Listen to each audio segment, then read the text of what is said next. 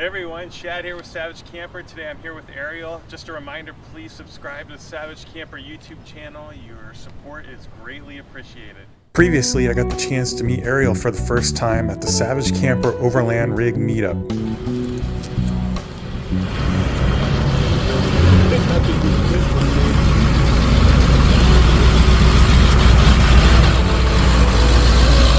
Hi, buddy. What's up, man? How are you?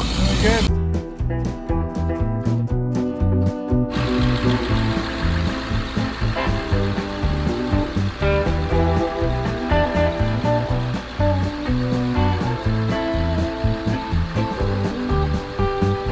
Hey guys, what's up? My name is Ariel. This is my rig. It's a 1996 Ford E350 school bus conversion, retired school bus. It comes equipped with a stock 7.3 turbo diesel. It was two-wheel drive. As configuration was converted to four-wheel drive.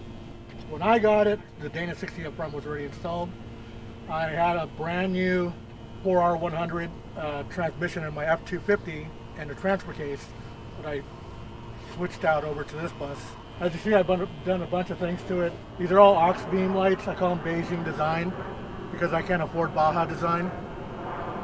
I got external power, onboard air. Awesome. It's it's a work in progress. This is my poor man's earth roamer. Then we did a bunch of modifications on it, rebuilt the traction bar mount, made it beefier with 1/4-inch plate, raised it up a little bit more. But next time you're going to see this, it's probably going to raise it up 2 inches all the way around. And you have a Dana 70. Dana 70 in the back. Got it. Heavy duty Dana 70, and front and rear I re-geared to 488. Very cool. And it works. It's great with the 37s. As far as rims and tires go, I have the black Rhino Armory wheels with the Toyo Open Country RT 37 by 12.5 17s. As far as front suspension goes, the springs I put in here are meant for vans or trucks with snowplow attachments. So they have a higher spring rate, heavier spring rate, and it raised the vehicle's height up a little bit. The shocks are Icons, and the radius arms are made by FabTech with a custom fabricated bracket back there. Moved the whole axle, the Dana 60 axle, forward about 1.5 inches, and it really improved the ride quality as far as eliminating steering wobble, death wobble, which is scary in a vehicle like this. The anti-sway bars are all stock on there, and in the future, already it's in the works, are either King or Fox coilovers, which I said I'm going to raise the vehicle up higher with the Alcan progressive springs I got for the rear. That when I installed those, it raised the vehicle up in the back 2 inches, so it was hot rodding, and I just didn't like the way it looked. So I'm going to wait for the coilovers to arrive. Very nice. And everything will look right. In this cabinet, I have 3 regular batteries, 3 100 amp batteries for my house power, a 200 watt solar panel up top, which I'm probably going to add another one. I am not concerned right now with my whole electrical system. When I spend the money on an upgraded battery system, I want to move it all inside, and I just want to make this my recovery gear. Modifications I did back here, this is a Dana 70. This is a dually axle, and I had it spaced properly, the proper spacing, so everything is all aligned with the front. Single rear wheel design. Back here I did a lot of body modifications. This body, the stock body, used to come down to about this level. Same with the stock bumper. So I wanted a better departure angle when I hit the trails. With the stock body and stock bumper, I used to slam down on the ground a lot, crushed my tailpipe one time. So I chopped off about 10 inches back here, added a 1/4-inch steel slide bar all the way to the back, all the way to the wheel. Built a custom bumper with a swing arm attachment.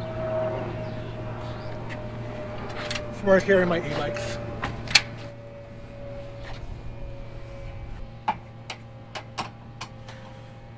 So right now, this guy doesn't go all the way because I got to modify this somehow. But back here is where I keep all my recovery gear. Oh yeah. This is my air compressor. I have a new tank that I installed the week of your meetup, but I didn't plumb all the compressor yet to the tank. But that's meant to have onboard air. It's a 9-gallon tank down below. And back here, just like I said, this is where I keep all my recovery gear. Badlands Jack from Harbor Freight. Worth all the money in the world right there. Yeah. Especially with that extension, and it lifts up this bus no problem. That's nice. Yeah, I keep everything back here. My axe, shovels, you can't see it right now, but behind, if you zoom in there's a water tank, 50-gallon water tank back there. Oh yeah, 50 gallons, huh? Yeah, Nice. running 50 gallons to a pump, and that supplies all the water to my kitchen, all the water to my shower, to the hot water heater that I'll show you inside later. Yeah, I built this nice swing out just to carry the spare. Super heavy duty. Everything's all 1/4 inch tubing. I just wanted everything I wanted way more clearance back here, so that when I'm hitting the trails, I'm not bottoming out. And it's good because I brought the hitch up and in between the frame rails. You want to check that out. And you could also see the tank that I built the brackets for, which is a 9-gallon. Wow, really nice work. Yeah, goal is to, this is, Got your little leveling. yeah, everything's a Smart. working, yeah, everything's a work in progress. You know, the whole plan is I want to go, my wife and I wanted to spend a couple months down in Baja. And, Baja roads are rough, and you got to be able to fix things on the fly. So with the big tank, I'm going to be running air tools as well as my, using my rechargeable, my battery operated tools. Yeah. Some really Right on. nice work. Savage Camper sticker, of course. Right. And pretty much all my tools and everything live back here. Fishing gear, propane tank, which I'm probably going to run external so I could have more room back here. But the propane tank is hooked up to my hot water heater. Then here I have my shower head, Oh yeah. which I connect down here. Awesome. Like Just I said, ghetto shower handle Hey. right here from Home Depot. Whatever works. That's awesome. Yeah, then shower head hooks up. I have normally I had a Velcro patch here before that I just stick the shower head on, and I could drop the kick-ass privacy area where we have our little portable, compost toilet. Yeah. So this is a titanium Harbor Freight welder. Yeah. This will be like when we go on our trips. That's going to be coming with me. Awesome. So I've tested it out on my Gold Zero 6000 power bank, and I was able to weld up stuff up to 1/8, actually 3/16 plate. Off of your Gold Zero power bank? Yeah, short intervals. Sure, that's awesome. But it was great to get tack weld and do short welds on there. That's the first time I've seen somebody carrying a little welder with them. It's so You know, smart. back in the days when I had my old 1982 Suburban, I used to go camp a lot, and I had a dual alternator system on it. Both of them pumping like 200 amps, and I had a welder system on there too, a little MIG welder system.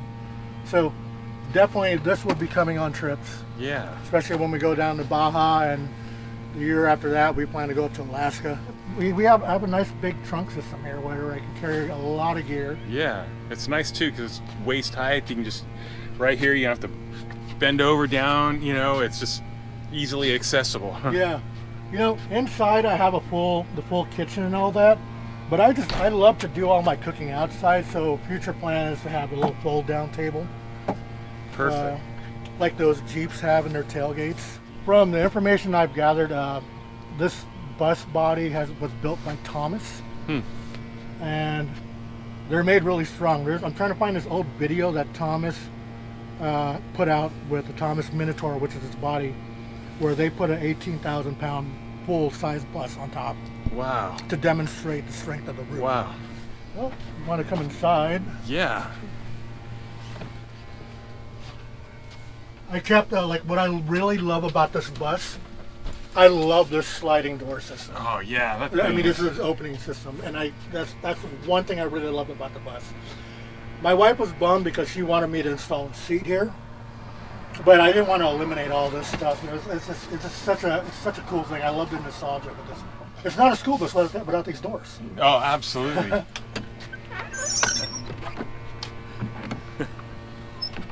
Come aboard. All right. So this is Ava. This is our road dog. Hi, Ava.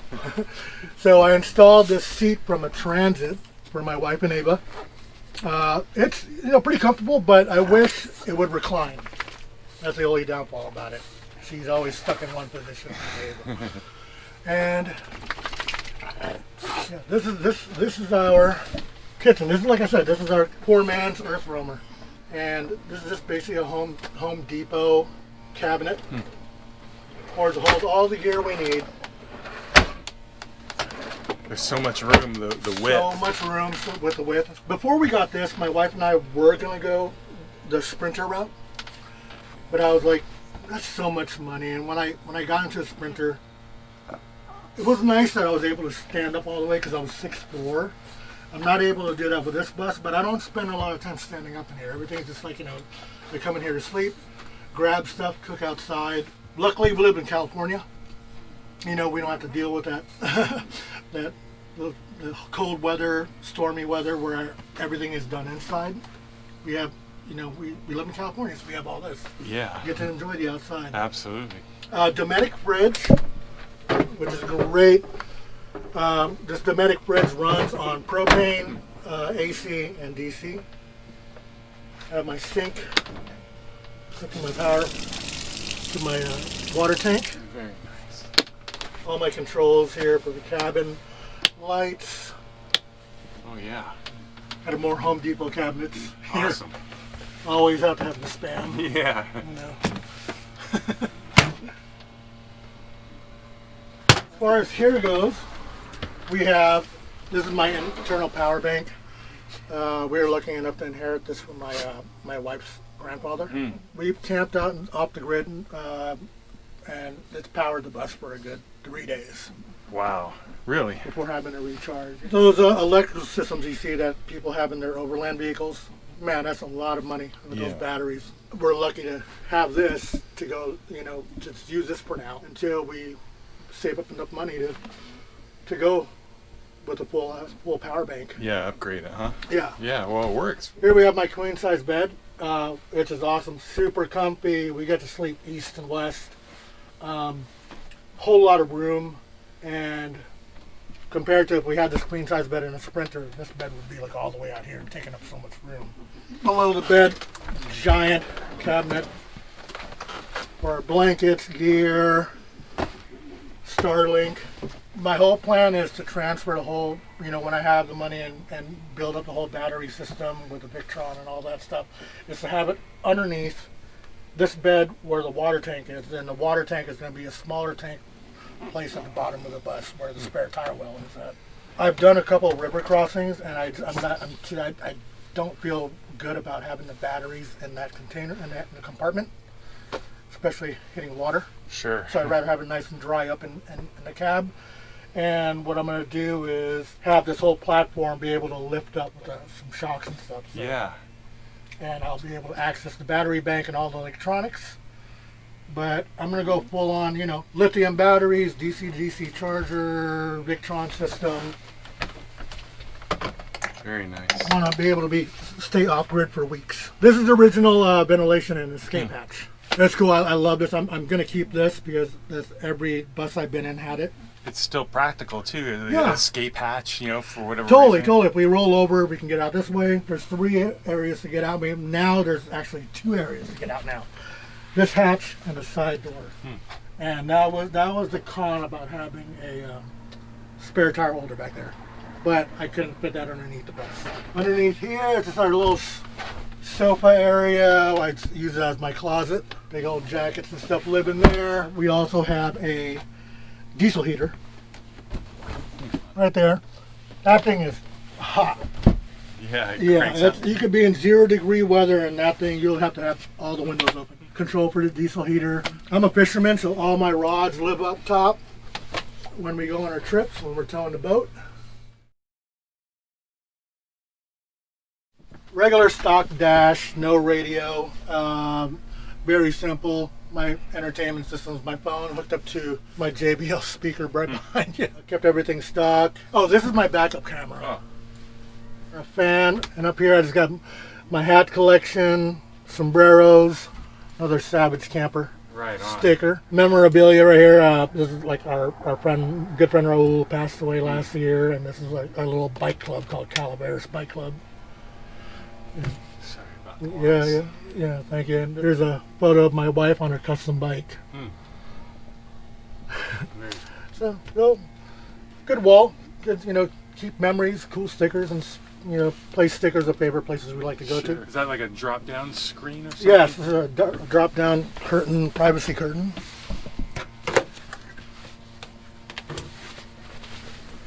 Oh yeah. And all the curtains I built for the bus, which is great. All this is all metal, all the frames, so I put magnets into the curtains. Perfect. And I just stick it right on. Everything will go on in about a minute. Man. All the way around. So each window has their own curtain. Right on, Ariel. Thanks for your time. Really appreciate it, sir. Thanks for coming out and meeting up and showing us your rig. Definitely was awesome.